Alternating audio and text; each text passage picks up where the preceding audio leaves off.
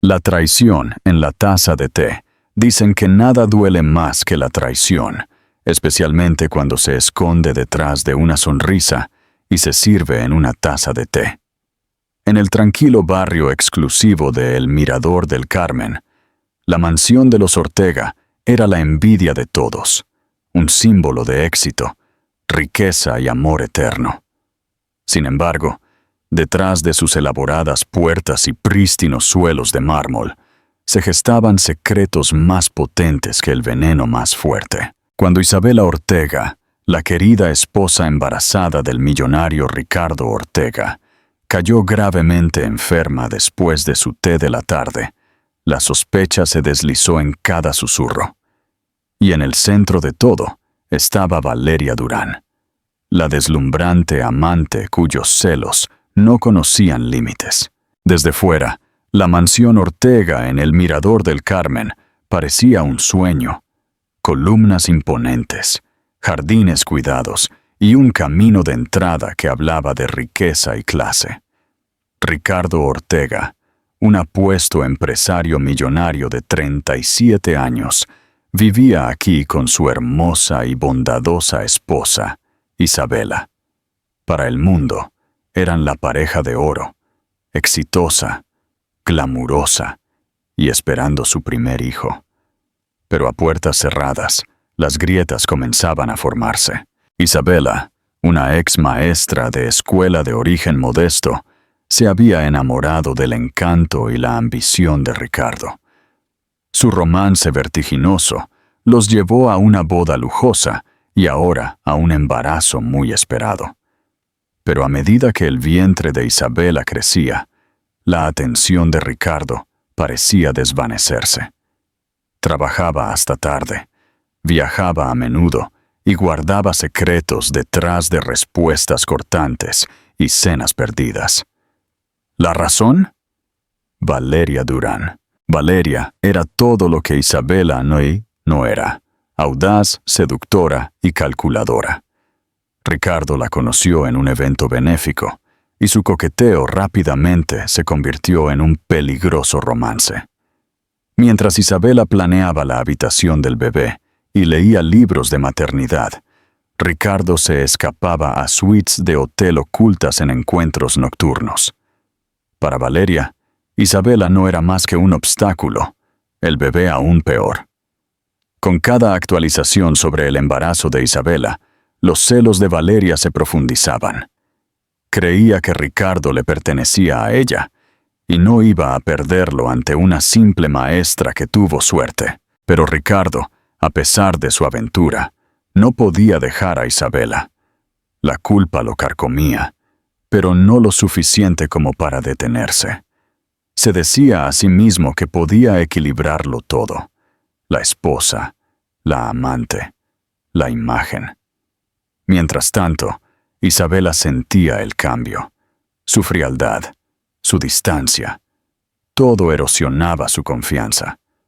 Aún así, mantenía la esperanza, convencida de que era solo estrés o nervios por convertirse en padre. Y así, la fachada se mantuvo. Para los de afuera, seguían siendo la pareja perfecta en la casa perfecta. Pero dentro de la mansión, la traición se gestaba como una tormenta a punto de estallar. Y Valeria no iba a esperar mucho más. El embarazo de Isabela no fue fácil. Las náuseas matutinas la atormentaban, y su médico, la doctora Elena Martínez, le aconsejó mantener la calma, hidratarse y descansar bien. Sin embargo, Isabela estaba decidida a ser una pareja activa en la vida de Ricardo, asistiendo a varias galas benéficas y eventos públicos para mantener la imagen de la familia Ortega. Con un hijo en camino, Isabela creía que era crucial presentar un frente unido al mundo. Entre esos eventos se encontraba un lujoso brunch de recaudación de fondos para el Hospital Infantil de El Mirador, organizado en la mansión Ortega.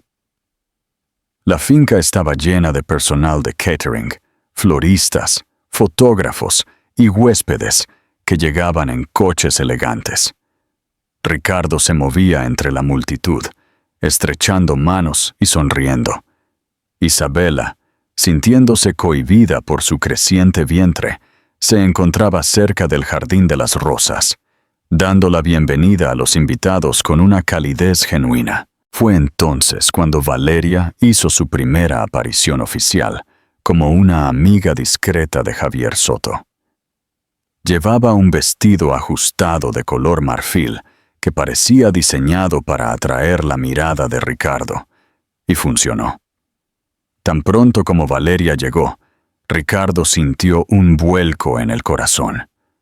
Rezó para que Isabela no notara cómo su mirada se detuvo un momento demasiado. «¡Ricardo!», llamó Javier, acercándose a él con Valeria a cuestas.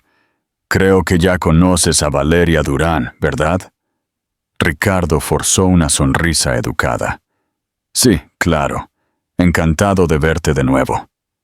Valeria respondió con una risa perfectamente calculada. «Gracias por invitarme. He oído hablar mucho de tu trabajo filantrópico». Isabela notó que Ricardo se tensó, pero lo atribuyó a los nervios de los negocios. Saludó a Valeria con la misma amabilidad que extendía a todos los invitados. Pero cuando Valeria estrechó la mano de Isabela, algo en los ojos de la amante parpadeó. Una mezcla inexplicable de envidia y malicia. Isabela sintió un escalofrío recorrer su cuerpo, pero lo ignoró. A medida que avanzaba el brunch, Valeria se mantuvo al lado de Javier, charlando amablemente con otros invitados. Pero de vez en cuando sus ojos se desviaban por el patio para posarse en Ricardo. La tensión entre ellos era palpable para cualquiera que se molestara en mirar de cerca. Isabela, ajena, siguió siendo el epítome de una anfitriona amable. Valeria logró un momento a solas con Ricardo, cerca de la gran escalera de la mansión. Se acercó a él, su voz apenas un susurro. «Este es un evento bastante grande, Ricardo. La casa, el jardín, tu encantadora esposa, todo tan perfecto». El filo en su tono sugería cualquier cosa menos admiración. Ricardo exhaló lentamente. «No hagas esto aquí». «Relájate», dijo Valeria, sus labios curvándose en una sonrisa astuta. «Solo estoy disfrutando del paisaje». Él forzó una sonrisa tensa a un invitado que pasaba. Luego susurró: «Valeria, por favor». Ella rió suavemente, el sonido vacío de humor. «Te preocupa lo que la gente pueda pensar. Soy solo la cita de tu socio, ¿verdad? No hay necesidad de preocuparse». El momento estaba cargado de peligro. Ricardo se sentía atrapado entre su necesidad de mantener las apariencias y el deseo que aún latía entre ellos. Esa misma noche, después de que la recaudación de fondos había terminado, los pies de Isabela le dolían y su espalda estaba dolorida. Se acurrucó en un sofá de la sala de estar, reflexionando sobre el día.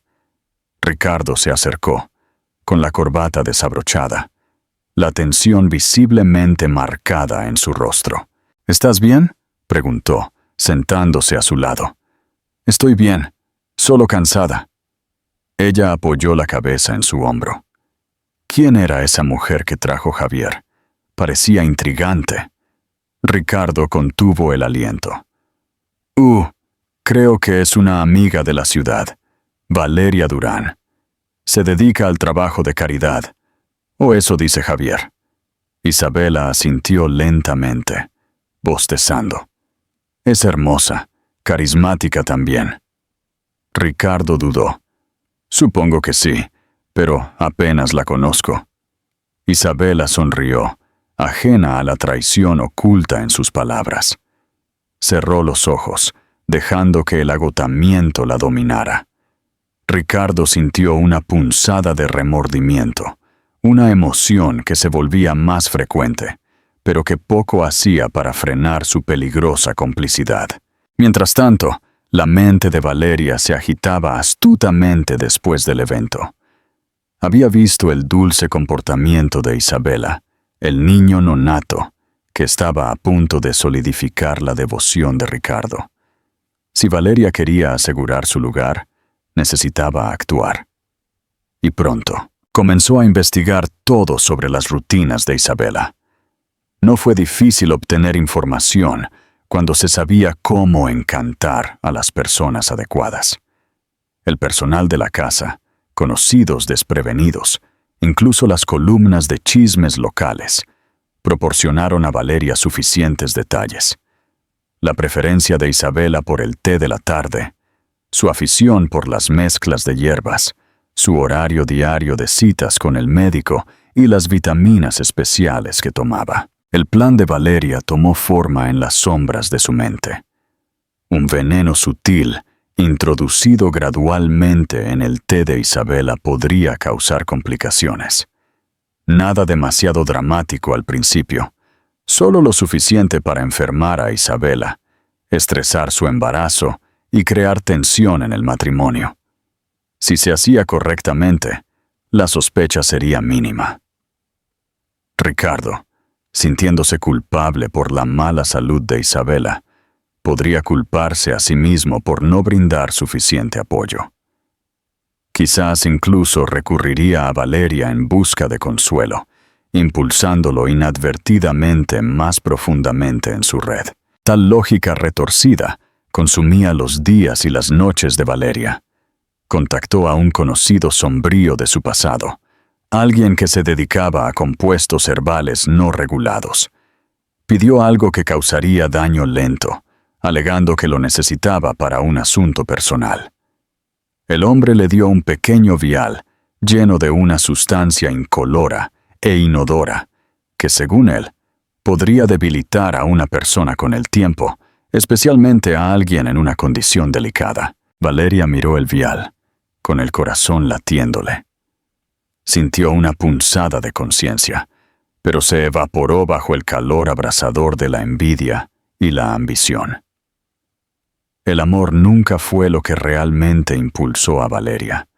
Era el hambre de poder, estatus y la vida que Isabela poseía sin esfuerzo. Ella racionalizó que si Isabela estaba fuera de escena, o al menos vulnerable, Ricardo se acercaría a ella con más intensidad. Creía que finalmente se daría cuenta de quién realmente pertenecía a su lado. Ese fue el primer atisbo del veneno que pronto convertiría la mansión Ortega en un lugar de secretos desgarradores y traiciones devastadoras. Pasaron las semanas, y a medida que el embarazo de Isabela avanzaba, Ricardo parecía más distante que nunca. Isabela trató de mantener la paciencia, diciéndose a sí misma que él estaba bajo un estrés tremendo. En algunas ocasiones, intentó discutir la terapia de pareja, con la esperanza de que un tercero pudiera ayudarlos a reconectarse antes de que llegara el bebé. Ricardo, sin embargo, desestimó sus sugerencias, citando falta de tiempo. Sin embargo, algo más estaba sucediendo entre bastidores. Valeria había encontrado una aliada inesperada dentro de la casa Ortega. Marta Torres, la asistente personal de Isabela. Marta no era maliciosa, simplemente se sentía sola, mal pagada y fascinada por el glamuroso estilo de vida que se desarrollaba a su alrededor. Valeria, sintiendo el anhelo de Marta por una vida más emocionante, se hizo amiga de ella bajo la apariencia de ser una admiradora de sus bocetos artísticos. Fue inquietantemente fácil para Valeria manipular a Marta para que divulgara pequeños detalles de la casa.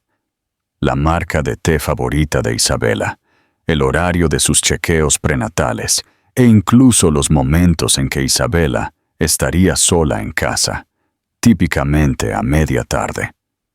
Valeria se volvió experta en saber cuándo Isabela estaba en el jardín o en la biblioteca, para poder planear sus visitas clandestinas sin riesgo de ser detectada. Durante una de esas visitas, Valeria se deslizó por la entrada de la cocina, con la aprobación tácita de Marta.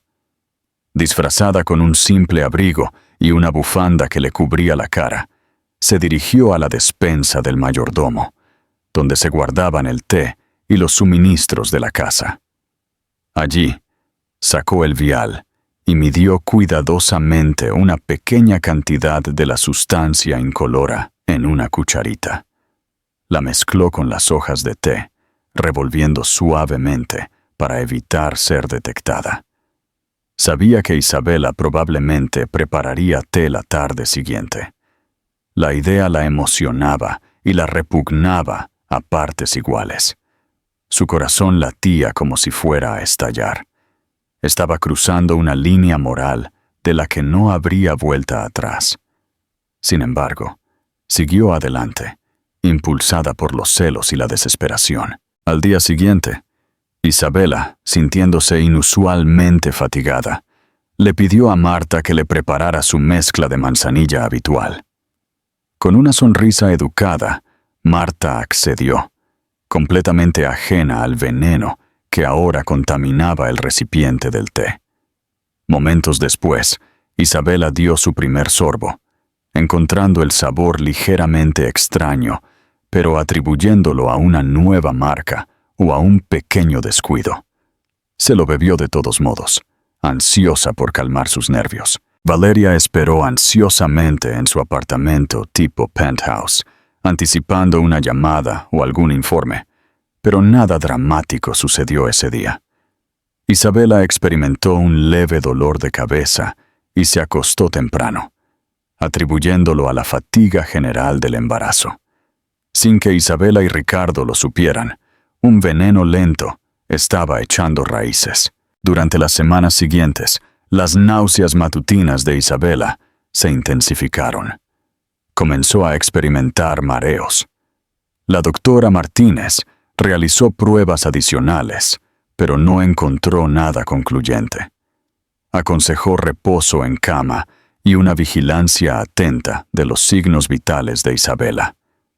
La preocupación de Ricardo por Isabela finalmente prevaleció sobre su pasión por Valeria, al menos temporalmente. Canceló una serie de viajes de negocios para quedarse más cerca de casa. Este no era el resultado que Valeria había esperado. Observaba desde la barrera, frustrada de que su plan hubiera fracasado. En lugar de alejar a Ricardo de Isabela, su intromisión lo había acercado a su esposa. Valeria se dio cuenta de que necesitaba acelerar su plan si esperaba ver el resultado deseado: la partida permanente de Isabela de la vida de Ricardo.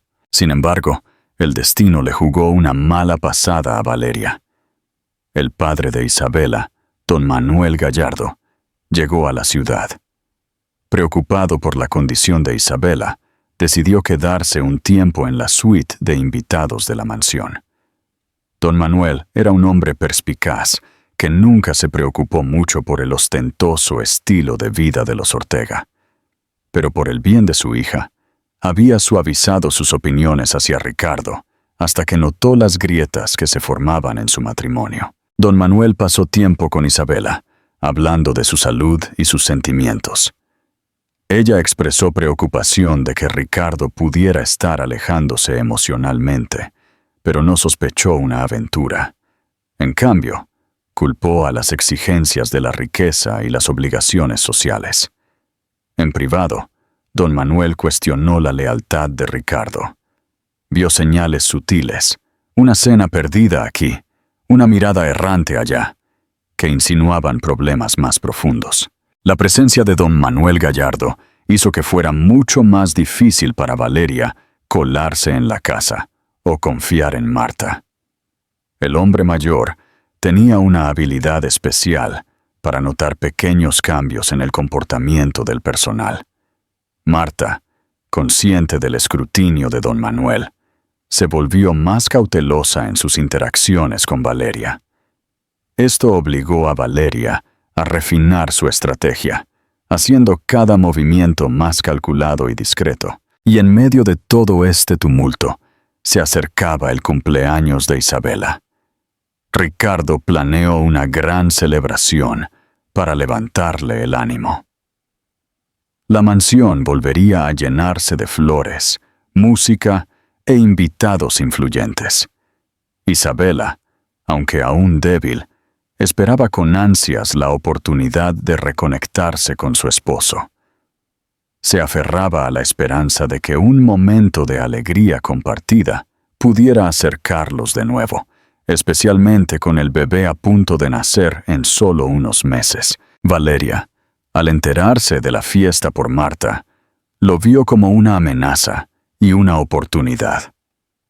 Si Isabela aparecía radiante y feliz en su fiesta, los medios lo interpretarían como un triunfo del amor de la pareja, uniendo aún más a Ricardo con su esposa. Valeria no podía permitir eso. Decidió que el cumpleaños de Isabela era el momento perfecto para desatar una dosis más fuerte de veneno, asegurando que el colapso de Isabela opacaría cualquier ambiente festivo.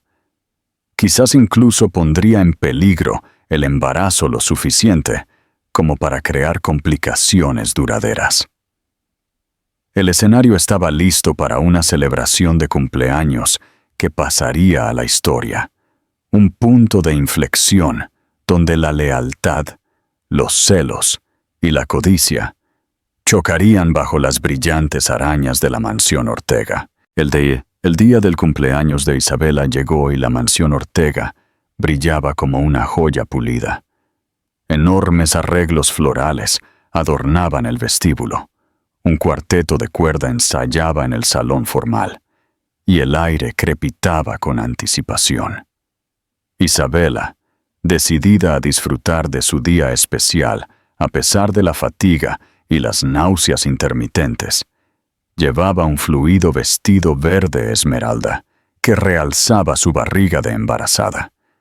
Parecía etérea, aunque un toque de palidez se aferraba a sus mejillas. Ricardo, con la culpa cociéndose a fuego lento bajo su pulcra apariencia, hizo todo lo posible por ser el esposo amoroso.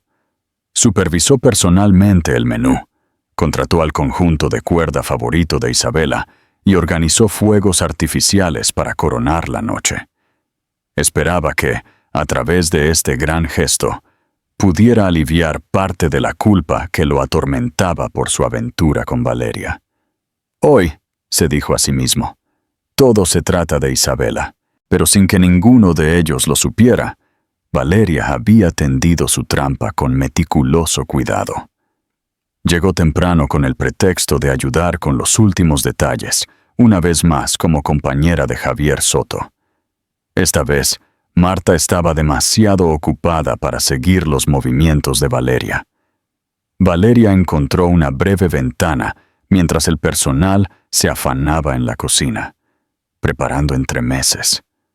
Aprovechando el momento, se deslizó en la despensa del mayordomo y localizó la mezcla de té especial de cumpleaños de Isabela, una fragante mezcla de jazmín y lavanda que Isabela adoraba. Su corazón latía mientras vaciaba una porción significativa del vial en las hojas de té.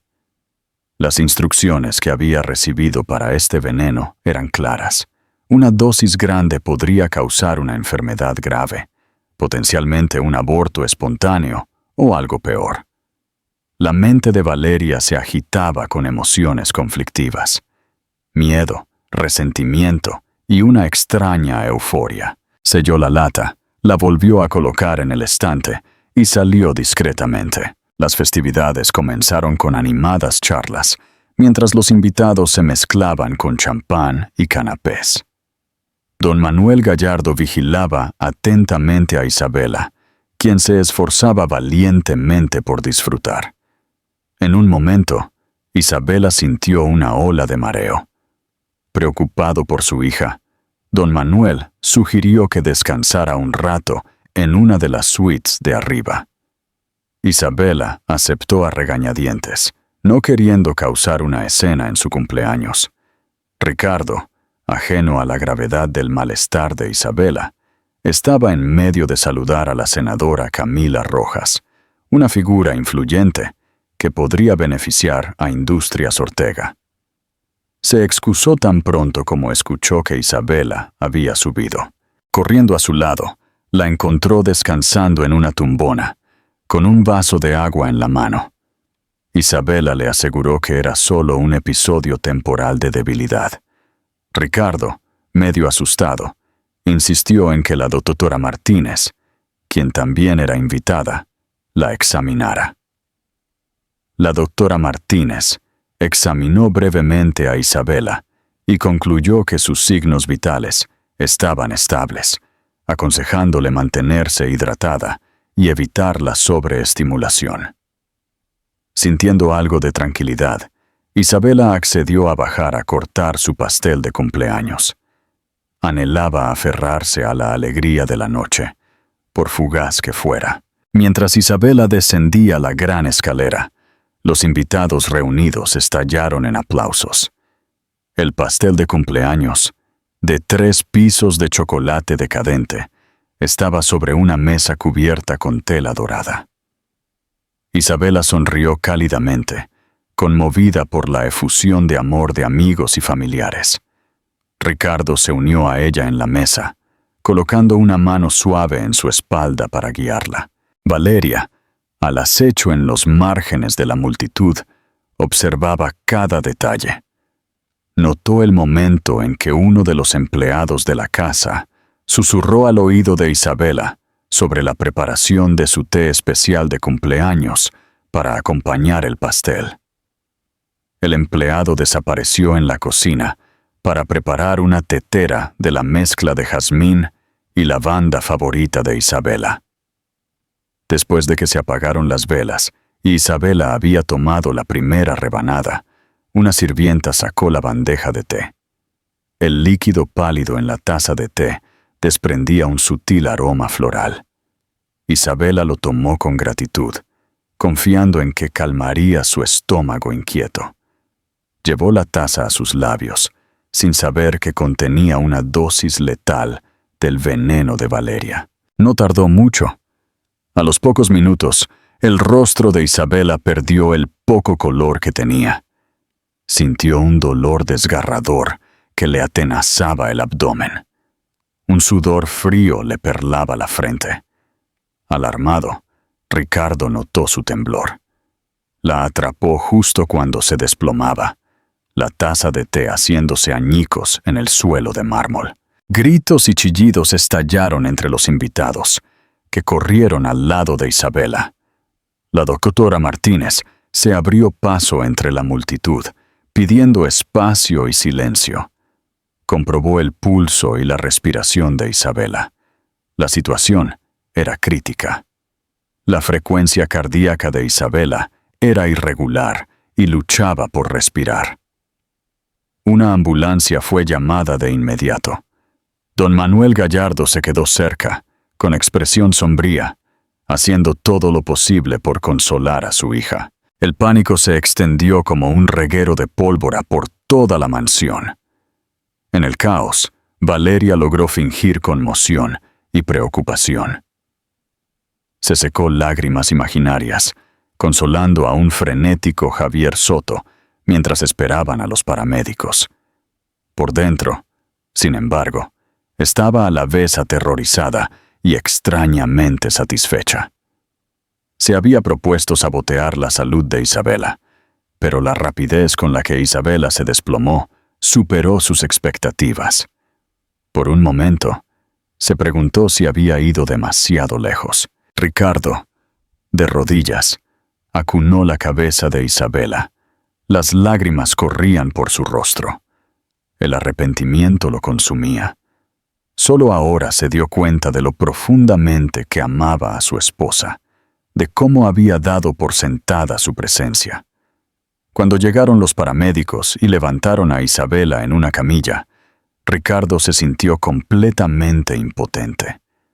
Podría ser algo tan simple como complicaciones del embarazo. ¿O era más siniestro? Una y otra vez, Ricardo susurró: «Aguanta, Isabela. Por favor, Dios, Aguanta. Los invitados se separaron como el mar rojo para dejar pasar a los paramédicos. Nadie podía comprender del todo lo que acababa de suceder, pero la expresión en el rostro de Ricardo lo decía todo. Temía estar a punto de perder tanto a su esposa como a su hijo nonato. Y así, la noche en que Isabela debía celebrar un año más de vida, yacía inconsciente en una ambulancia, su destino incierto. La mansión Ortega, una vez iluminada con risas y música, quedó en una oscuridad silenciosa, eclipsada por una tragedia que no fue un accidente. La investigación y el arrepentimiento. La tensión llenaba la sala de espera del centro médico El Mirador. Ricardo y don Manuel iban y venían. Sus ojos se dirigían ansiosamente hacia las puertas que conducían a la sala de emergencias. El resto de los invitados a la fiesta se habían dispersado, algunos por genuina preocupación, otros por incomodidad ante el escándalo que podría surgir. La doctora Martínez estaba dentro con Isabela, supervisando una serie de pruebas para determinar la causa de su repentino colapso. Valeria permanecía en la sala de espera, fingiendo preocupación. Javier Soto intentaba calmarla, con el brazo alrededor de sus hombros. De vez en cuando se secaba los ojos con un pañuelo, como si estuviera realmente devastada. Los curiosos que la reconocían solo veían a una amiga angustiada. Ricardo, sin embargo, apenas notaba su presencia. La tensión aumentó cuando un equipo de especialistas obstétricos entró rápidamente, con la cabeza inclinada en una consulta susurrada. Desaparecieron en la habitación de Isabela. Los minutos se sintieron como horas. Finalmente, la doctora Martínez salió, con el rostro marcado por el agotamiento. «Está estable por ahora», anunció la doctora Martínez. «Pero es fundamental que averigüemos qué causó esto. Sus síntomas sugieren algún tipo de exposición tóxica. Estamos realizando pruebas toxicológicas y necesitamos vigilar al bebé con mucho cuidado». Ricardo sintió como si el suelo se hubiera derrumbado bajo sus pies. ¿Exposición tóxica? ¿Podría Isabela haber ingerido accidentalmente algo venenoso? Su mente se aceleró. En el torbellino de confusión, una dura verdad se cernía. El té de Isabela le había parecido extraño antes, o al menos así lo había mencionado de pasada una vez. Su corazón latía con fuerza. ¿Alguien podría haber adulterado su té? Don Manuel, con el rostro pálido, agarró el hombro de Ricardo. ¿Cómo pudo pasar esto? Ella es tan cuidadosa. Apenas bebe o come fuera de casa. Ricardo solo pudo negar con la cabeza. Las palabras le fallaban. No tenía respuestas, solo sospechas. En un momento de realización desgarradora, sus pensamientos se dirigieron a Valeria. Sin embargo, descartó la idea tan rápido como llegó. Era demasiado horrible imaginar que ella iría tan lejos. La noche transcurrió en una nebulosa. Isabela permaneció inconsciente. La doctora Martínez le administró líquidos intravenosos y monitoreó sus signos vitales. Los latidos del corazón del bebé eran débiles pero presentes, una frágil esperanza en medio de la crisis. Por la mañana, Isabela se movió brevemente. Sus ojos se abrieron. Murmuró el nombre de Ricardo antes de volver a un estado semiconsciente. La doctora Martínez explicó que el cuerpo de Isabela estaba combatiendo las toxinas, pero el resultado seguía siendo incierto. De vuelta en la mansión, las autoridades comenzaron a investigar.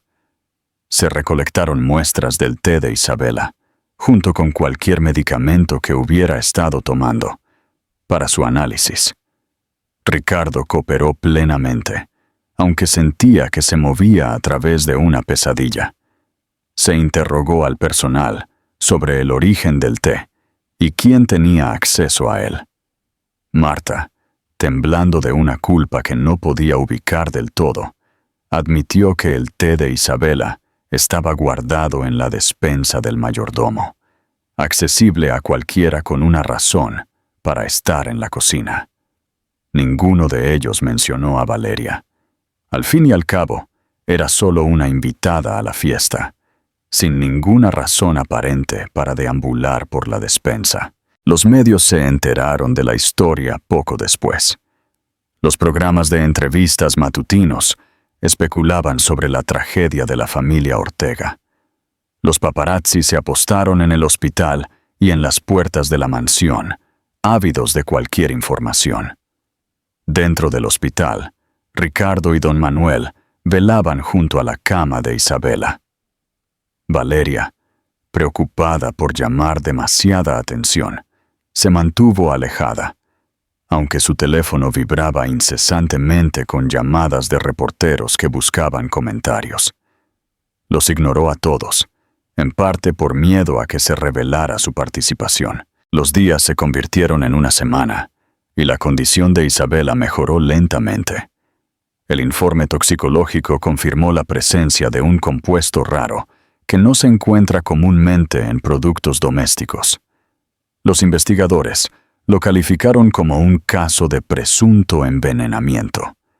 La finca Ortega era ahora una posible escena del crimen, y el personal, incluida Marta, estaba bajo estrecho escrutinio. Marta, aterrorizada, trató de recordar cualquier evento sospechoso, pero no pudo soportar mencionar el nombre de Valeria. Después de todo, Marta la había ayudado sin saberlo de pequeñas maneras, y ella misma no sabía el alcance del plan de Valeria. Ricardo estaba fuera de sí. Dividido entre la angustia por Isabela y las crecientes sospechas, confrontó a Marta. ¿Quién más pudo haber adulterado el té de Isabela?, exigió. Marta tartamudeó, ofreciendo que la marca de té había cambiado recientemente, o que un proveedor podría ser el culpable. Ricardo pudo ver el miedo en sus ojos, pero no pudo decidir si estaba escondiendo algo o simplemente estaba abrumada. Una tarde, agotado por las implacables luces fluorescentes del hospital, Ricardo se desplomó en una silla en la habitación de Isabela. Le tomó la mano, sintiendo la banda de su anillo de bodas presionar contra su palma. Los recuerdos del día de su boda volvieron. Cómo ella se había reído cuando él tropezó con el dobladillo de su vestido. Cómo ella lo había besado bajo un dosel de flores. La culpa lo desgarraba como un buitre. Recordó cada vez que se había escapado para pasar tiempo con Valeria. Cada momento en que le había mentido a Isabela en la cara. Si Isabela nunca se recuperara por completo, si el bebé se perdiera, ¿cómo podría vivir consigo mismo? En un breve momento de lucidez, Isabela se despertó y le susurró a Ricardo: «Prométeme, prométeme que no me dejarás sola». Su voz se quebró. Parecía sentir su tormento incluso a través de su estado aturdido. Él le apretó la mano suavemente. «Estoy aquí. No me iré a ninguna parte». Las lágrimas resbalaron por sus mejillas. Se dio cuenta de lo mucho que la adoraba, de cómo haría cualquier cosa para mantenerla a ella y a su hijo a salvo. Pero esa realización lo hizo pensar más seriamente en Valeria. Recordó sus miradas astutas y cómplices, la forma en que había estado un poco demasiado a menudo en las reuniones. Recordó sus propios lapsos morales, cómo había comenzado esta aventura y nunca había intentado realmente terminarla. ¿Podría Valeria ser realmente capaz de esto? La posibilidad lo carcomía, negándose a soltarlo. No mucho después, la madre de Isabela, que había estado viajando al extranjero, llegó. Estaba devastada al ver a su hija en un estado tan frágil. Las tensiones se dispararon en la habitación del hospital. Ricardo sintió el peso de la desaprobación de los padres de Isabela, y no podía culparlos. Aunque nadie lo acusó abiertamente, la corriente subterránea era clara. Como esposo de Isabela, debería haberla protegido. Finalmente, Isabela estuvo lo suficientemente estable como para dar una declaración a los investigadores. Con voz temblorosa, relató su rutina, la marca de té que prefería y cómo se sintió débil incluso antes de la fiesta. Recordó haber visto a una mujer, amiga de Javier, merodeando cerca de la despensa días antes del evento. Eso fue todo lo que recordó. E Isabela no estaba segura de si era relevante o simplemente una invitada al azar explorando. Ese único detalle encendió un fuego en los ojos de los investigadores. Pidieron la lista de invitados de la fiesta. Un nombre saltó a la vista: Valeria Durán. Era conocida por ellos por un incidente anterior en el que su relación con hombres ricos había llevado a una investigación por fraude. Aunque los cargos nunca fueron probados, los investigadores solicitaron una entrevista. Pocos sabían que su interrogatorio desvelaría un tapiz de engaño, chantaje y manipulación, culminando en una confrontación explosiva que sacudiría los cimientos de la familia Ortega y conduciría a un drama judicial que nadie podría haber previsto. El juicio y la revelación, impactante. El detective de policía a cargo del caso, el detective Marco Vidal, llegó al penthouse de Valeria Durán sin previo aviso, acompañado por un oficial subalterno. Valeria, que se enorgullecía de su compostura, abrió la puerta vestida con una bata de seda, con el cabello impecablemente peinado. Un destello de sorpresa cruzó su rostro cuando vio a Vidal mostrar su placa. «¿Señorita Durán?», preguntó él, dando un paso adelante. «Nos gustaría hacerle algunas preguntas sobre un incidente en la finca Ortega». Fingiendo calma, Valeria les hizo pasar, ofreciendo una sonrisa educada. «He oído hablar de la repentina enfermedad de la señora Ortega. Terrible cosa. ¿En qué puedo ayudar?». Vidal la estudió por un momento antes de hablar. «Tenemos razones para creer que el té de la señora Ortega fue envenenado. Estamos interrogando a todos los invitados que asistieron a su fiesta de cumpleaños. Dado que usted estuvo allí, agradeceríamos cualquier información que pueda tener». Valeria los condujo a su sala de estar. Alfombras mullidas y una elaborada araña daban al espacio una elegancia refinada. Se sentó con gracia en un sofá de terciopelo, cruzando las piernas. «Me temo que no sé mucho. Llegué con Javier Soto. Fue una fiesta encantadora hasta que Isabela se desplomó. Me quedé en shock, como todos los demás». Vidal sacó una libreta. «¿Estuvo alguna vez sola cerca de la cocina o la despensa del mayordomo esa noche?». Sus ojos se entrecerraron ligeramente. «No, no lo creo. Había personal por todas partes. Principalmente me quedé con Javier o me mezclé con otros invitados». A medida que continuaba el interrogatorio, las pulcras respuestas de Valeria revelaban poco.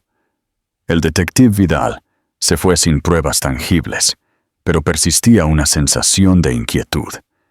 Valeria Durán estaba demasiado serena, demasiado practicada en sus respuestas. Sospechaba que había algo más debajo de la superficie. Mientras tanto, Marta Torres, abrumada por la culpa, decidió confiarse al padre de Isabela, don Manuel Gallardo. Pidió una conversación privada. Entre lágrimas, admitió cómo Valeria se había hecho amiga de ella. Había extraído información sobre Isabela e incluso había arreglado para ir a la casa cuando Isabela no estaba. Lo reveló todo, excepto el plan real de envenenamiento, porque Marta no sabía el alcance de las intenciones de Valeria.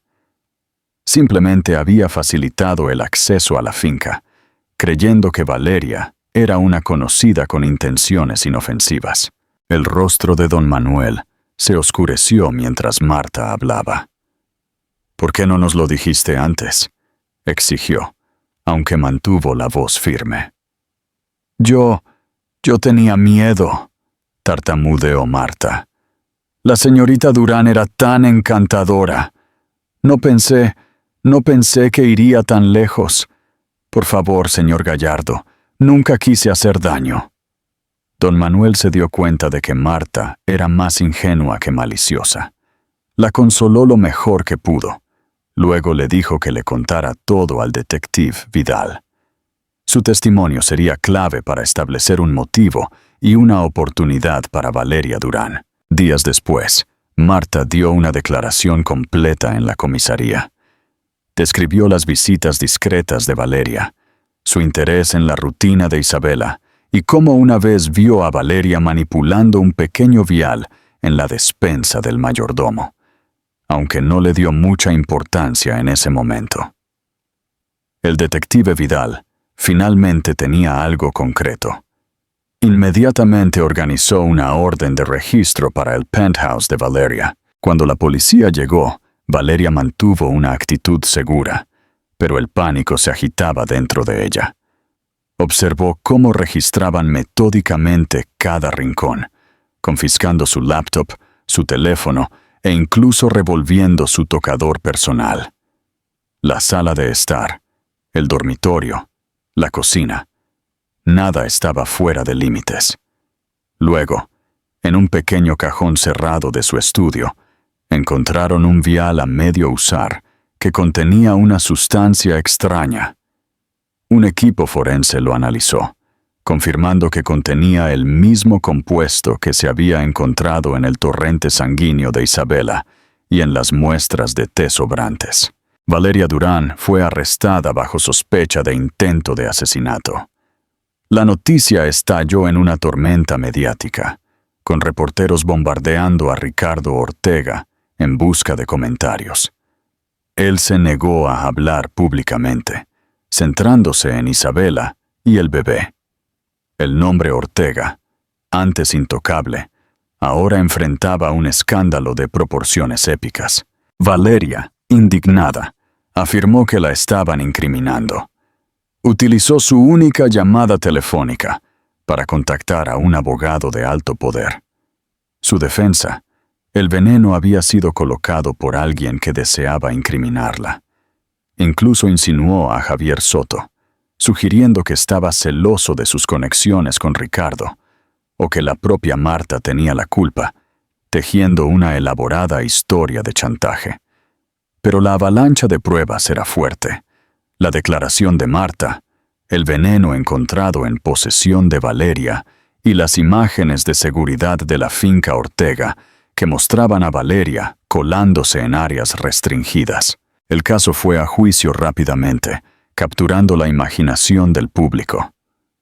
¿Cómo había llegado una deslumbrante socialité tan cerca de matar a la esposa embarazada de un millonario? Ricardo se sentía enfermo cada vez que pensaba en Valeria. Confesó su aventura a los padres de Isabela, quienes estaban furiosos pero eligieron centrarse en la recuperación de Isabela en lugar de confrontarlo. En un momento tranquilo junto a la cama de Isabela en el hospital, Ricardo le confesó todo. Los ojos de Isabela se llenaron de lágrimas, no solo por el dolor de la traición, sino por la comprensión de que alguien con quien él había sido íntimo había intentado matarla a ella y a su hijo nonato. A pesar de sus heridas emocionales, Isabela se aferró a la vida, decidida a proteger a su bebé. Un destello de resiliencia brilló en sus ojos. La doctora Martínez dijo que tanto la madre como el niño se mantenían milagrosamente, aunque Isabela necesitaría un seguimiento extenso en un ambiente tranquilo para asegurar un parto seguro.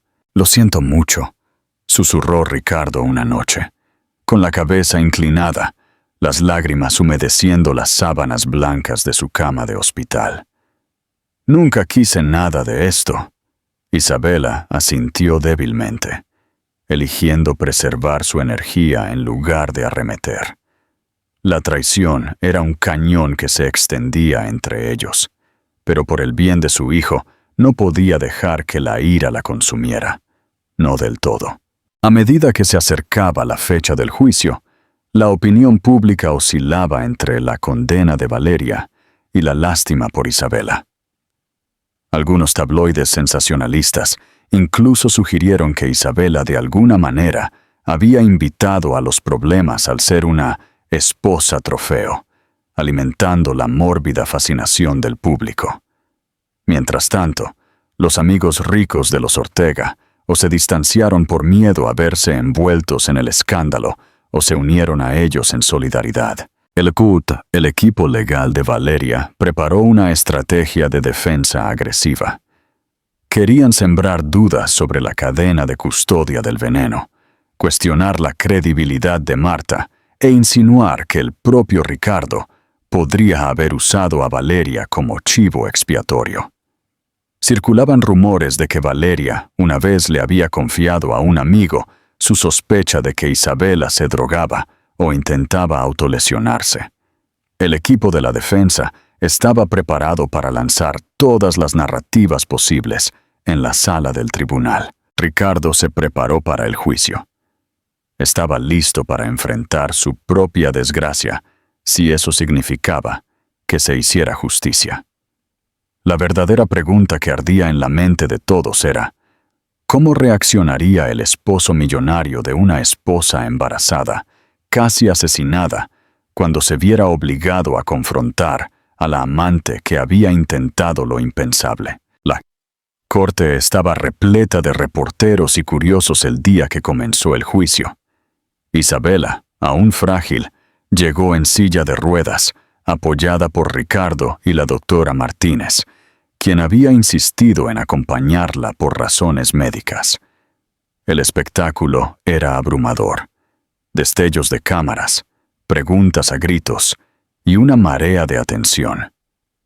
Isabela trató de mantener la mirada firme, centrándose en la promesa de justicia en lugar de la humillación del escrutinio público. Dentro de la sala del tribunal, el juez Fernando Ruiz presidía el caso. Un hombre severo conocido por su enfoque directo no perdió tiempo en llamar al orden. Valeria se sentó en la mesa de la defensa, flanqueada por su abogado. Llevaba un modesto vestido negro, con el cabello recogido. Había desaparecido el glamour y la compostura que una vez había ostentado. Los cargos en su contra eran severos.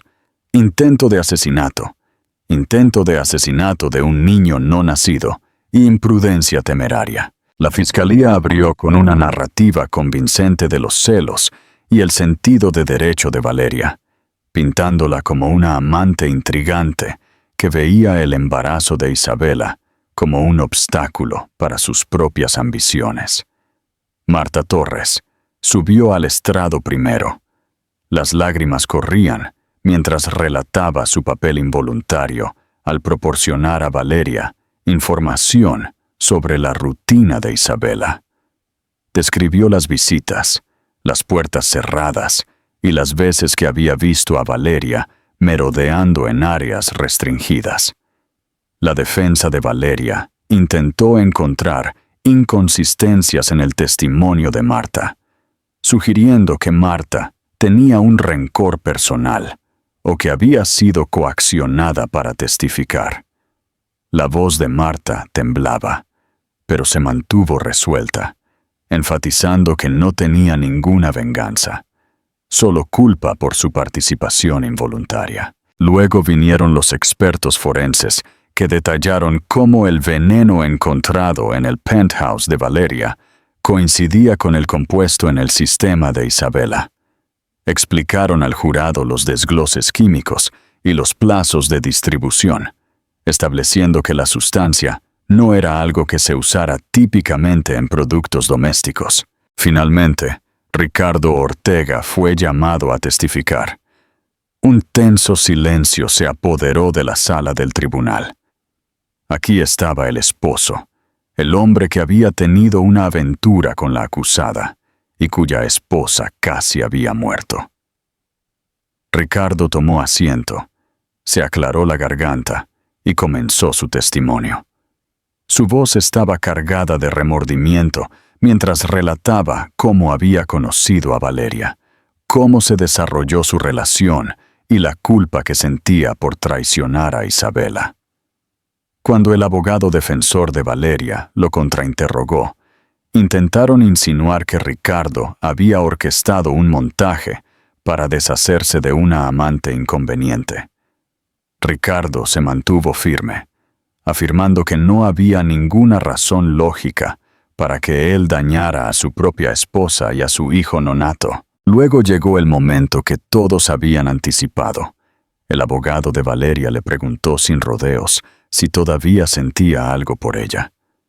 Ricardo miró a Isabela, quien observaba desde su silla de ruedas, pálida pero decidida. Inhaló profundamente antes de responder. Fui un necio, un equivocado.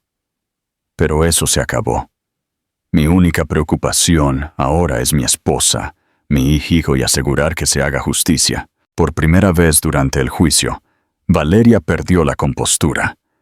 Se puso de pie, temblando, con lágrimas en los ojos. «¡Me lo prometiste todo!», gritó, su voz resonando en la sala del tribunal en silencio. «Dijiste que me amabas». El juez Ruiz golpeó su mazo, exigiendo orden.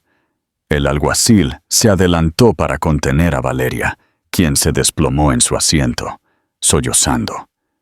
El jurado observó con los ojos muy abiertos, viendo de primera mano la profundidad de su inestabilidad emocional. Durante el resto del juicio, la defensa luchó por volver a presentar a Valeria como una víctima de la manipulación de Ricardo. Presentaron la teoría de que Marta y Ricardo habían conspirado para envenenar a Isabela, para ganar la simpatía del público y asegurar alianzas comerciales. La fiscalía desmanteló rápidamente estas afirmaciones, señalando pruebas físicas, registros telefónicos y el testimonio consistente de Marta. El jurado tardó menos de 2 días en llegar a un veredicto. Cuando el presidente se puso de pie para leerlo, la tensión se espesó en el aire. Nosotros, el jurado, encontramos a la acusada, Valeria Durán, culpable de todos los cargos. La sala del tribunal estalló en un murmullo mientras el juez volvía a pedir orden. El rostro de Valeria palideció. Negó con la cabeza con incredulidad, como si no pudiera comprender que sus ilusiones cuidadosamente tejidas se hubieran desmoronado tan completamente. El juez Ruiz la sentenció a una larga pena de prisión, citando la naturaleza calculada del crimen y la vulnerabilidad de una víctima embarazada. En ese momento, todas las miradas se volvieron hacia Ricardo Ortega. ¿Cómo reaccionaría? Habían circulado rumores de que podría derrumbarse o mostrar furia, o incluso intentar proteger a Valeria, a pesar de todo.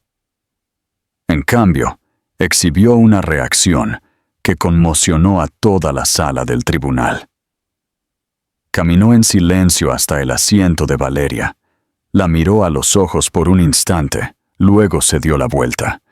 Las lágrimas brillaron en sus mejillas mientras se unía a Isabela, colocando suavemente una mano en su hombro. Los reporteros describieron la reacción del millonario como una de devastación silenciosa, un reconocimiento del daño irreparable causado por sus propios lapsos de juicio moral. Los tabloides lo apodaron más tarde la mirada que sacudió la sala del tribunal, capturando la última mirada de Ricardo a la mujer que casi destruye su vida. En ese sutil momento, la gente vio arrepentimiento, tristeza y una solemne aceptación de la responsabilidad. Valeria fue llevada con las esposas. Isabela observó en silencio. Las lágrimas corrían por sus mejillas. En ese instante, vio a Ricardo no como el arrogante mujeriego o el empresario multimillonario, sino como un hombre imperfecto, profundamente herido por las consecuencias de sus propias fallas. Para bien o para mal, sus vidas habían sido cambiadas inexorablemente por este capítulo de locura. La batalla legal terminó, pero el viaje emocional para los Ortega estaba lejos de terminar. La reconstrucción y la esperanza. En los meses siguientes, Isabela intentaría sanar tanto el trauma físico del envenenamiento como las cicatrices emocionales de la traición. Ricardo, enfrentando el creciente escrutinio público, lucharía por reconciliar su remordimiento con la realidad de casi perder a su familia. Y para Valeria Durán, la mujer que una vez soñó con llevar la corona de Isabela, solo le esperaban los fríos confines de una celda de prisión, un lugar donde las ilusiones se desvanecían y el arrepentimiento se instalaba, día tras día implacable. En las semanas posteriores al juicio, la mansión Ortega se sentía extrañamente hueca. Las fiestas y galas habían sido canceladas o pospuestas, y la casa estaba tranquila, excepto por la visita ocasional de familiares cercanos y algunos amigos de confianza. El personal, una vez bullicioso con las tareas diarias para eventos lujosos, ahora se movía solemnemente, centrándose en la comodidad y la salud de Isabela. Isabela fue dada de alta del hospital bajo estricta supervisión médica. La doctora Martínez habilitó una habitación en el primer piso de la mansión, convirtiéndola en una suite de atención domiciliaria. La visitaba 2 veces por semana para controlar sus signos vitales, administrar inyecciones y asegurarse de que los latidos del corazón del bebé se mantuvieran estables. Gracias al tratamiento inmediato y la resiliencia de Isabela, el niño no nacido había sobrevivido la prueba, aunque el embarazo seguía siendo de alto riesgo. Ricardo pasaba horas cada día al lado de Isabela, tomándole la mano, leyéndole, o simplemente sentándose en silencio. Al principio, Isabela evitó discutir la traición que casi le cuesta la vida. Estaba demasiado agotada para enfrentar el costo emocional que le exigía. Pero una tarde, mientras la lluvia repiqueteaba contra las ventanas francesas, le preguntó con calma, ¿por qué lo hiciste? «Porque Valeria». Él suspiró, mirando sus manos. La pregunta lo había carcomido durante meses. Fui un tonto, Isabela. Me dejé llevar por el ego, por la emoción de algo nuevo. Dejé que mi ambición y vanidad eclipsaran el hecho de que tenía todo lo que siempre quise justo delante de mí. Ella lo estudió, sus ojos una mezcla de tristeza y empatía. «Estoy tratando de perdonarte, Ricardo», dijo en voz baja. «Pero no es fácil». «Lo entiendo», respondió él, «y estoy dispuesto a hacer lo que sea necesario para recuperar tu confianza». Pasaron largas noches conversando, a veces discutiendo la aventura, otras veces recordando días más felices. Su conexión emocional era frágil, como un jarrón roto cuidadosamente pegado, nunca del todo entero, pero aún manteniendo su forma. Isabela dejó claro que Ricardo tenía que ir a terapia para abordar sus impulsos y las causas fundamentales de su infidelidad. Ricardo accedió, inscribiéndose tanto en sesiones de terapia de pareja como individuales. Poco a poco, Isabela vio atisbos del hombre con el que se había casado, compasivo, dedicado y arrepentido. Ricardo redujo su participación en los negocios, entregando gran parte de la gestión diaria de Industrias Ortega a un CEO de confianza. Quería centrarse en la recuperación de Isabela, estar presente en cada chequeo importante, cada hito mientras se preparaban para la llegada del bebé. La atención de los medios siguió siendo implacable.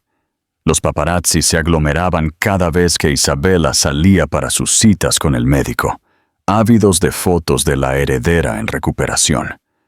Los tabloides especulaban sobre la salud del bebé y si Isabela dejaría a Ricardo una vez que se recuperara. Sin embargo, Isabela y Ricardo optaron por no emitir ninguna declaración oficial. Querían sanar en privado, libres del brillo de los titulares y los murmullos de las redes sociales. El apoyo llegó de formas inesperadas.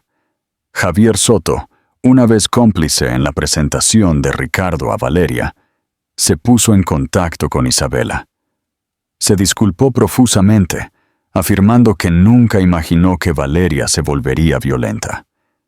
Isabela aceptó su disculpa, aunque se mantuvo cautelosa. No quería insistir en el pasado más de lo necesario. La vida se había vuelto demasiado preciosa para desperdiciarla en un resentimiento persistente. Marta Torres presentó su renuncia, creyendo que su negligencia había contribuido al sufrimiento de Isabela. Isabela y Ricardo, sin embargo, se negaron a aceptarla. Reconocieron el remordimiento de Marta y sabían que no era maliciosa. En cambio, le ofrecieron un papel más estructurado con límites más claros e insistieron en que recibiera asesoramiento si era necesario. Marta, abrumada por su compasión, decidió quedarse. Un pequeño círculo de amigos cercanos organizó un baby shower privado en el solarium de la mansión. Fue un evento sobrio, con música suave y decoraciones mínimas, muy lejos de las opulentas celebraciones que antes eran comunes en la finca Ortega.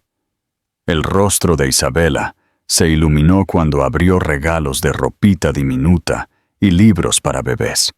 Sus manos se posaban protectoramente sobre su vientre. En ese momento, sintió una sensación de esperanza y posibilidad. Sí, su mundo había sido puesto patas arriba por el veneno y la traición, pero una nueva vida la invitaba a seguir adelante. Cuando concluyó la audiencia de sentencia de Valeria Durán, los medios cubrieron la historia extensamente.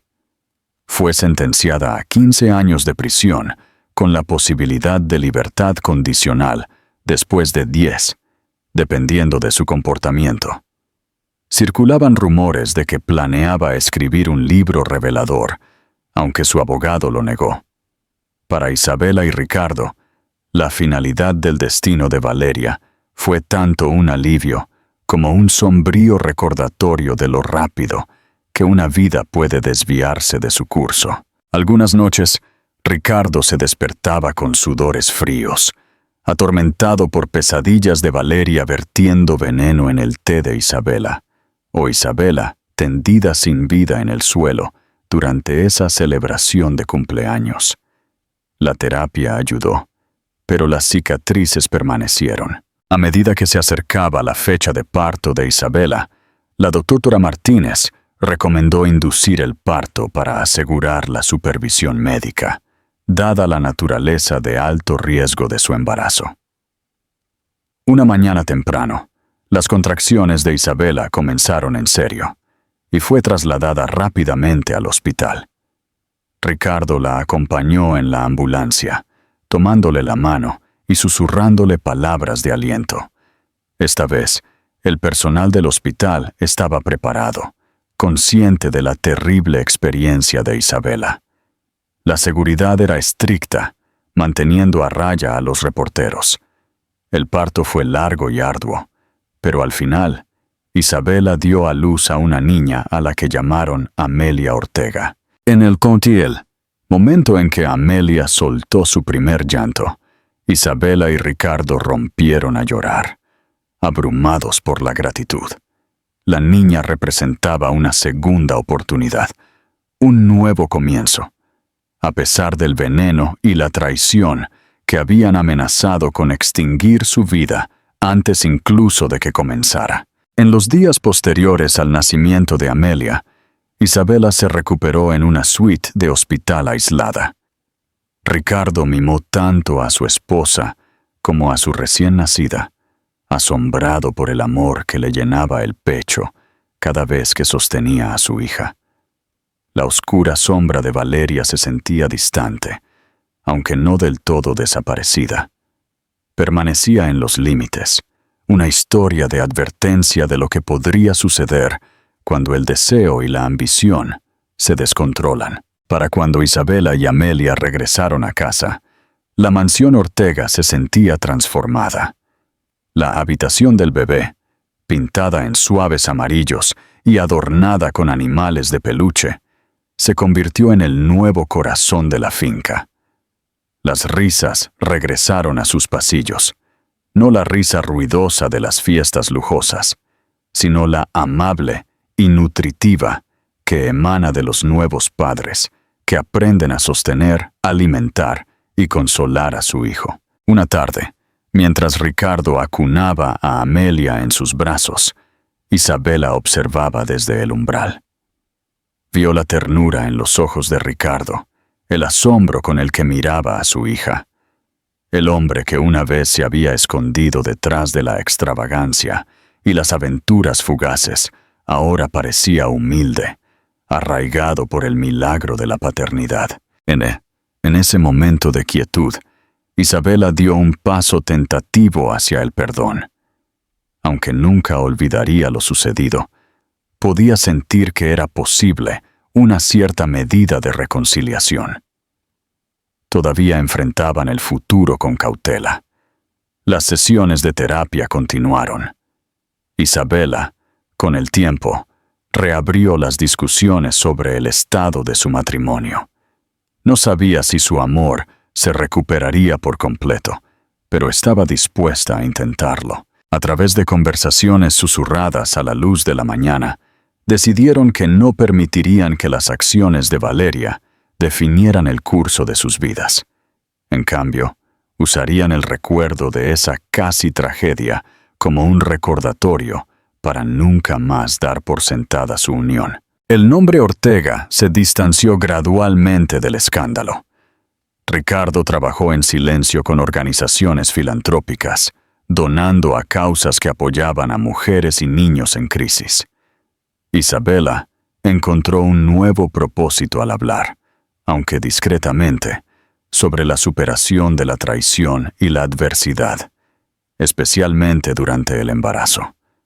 Quería ayudar a otras mujeres que se sentían impotentes ante desafíos que amenazaban sus vidas, y así la vida continuó día a día. Las puertas de la mansión seguían siendo tan grandiosas como siempre, pero más allá de ellas, yacía una familia que había capeado la tormenta más horrible. El recuerdo de esa fatídica taza de té envenenado se convirtió en un símbolo de precaución y redención, un testimonio de la fragilidad de la confianza y la resiliencia del espíritu humano. Mientras Valeria Durán pasaba sus días con un mono gris, atormentada por el eco de sus propios deseos destructivos, Isabela, Ricardo y la pequeña Amelia vivían en un mundo lejos de ser perfecto, pero iluminado por la esperanza de la renovación. Ya no ciegos por las ilusiones de opulencia o la ambición superficial, encontraron un tipo de riqueza más auténtico. El amor que casi se había perdido, ahora redescubierto en los suaves arrullos de un recién nacido, y la determinación compartida de nunca repetir los errores del pasado.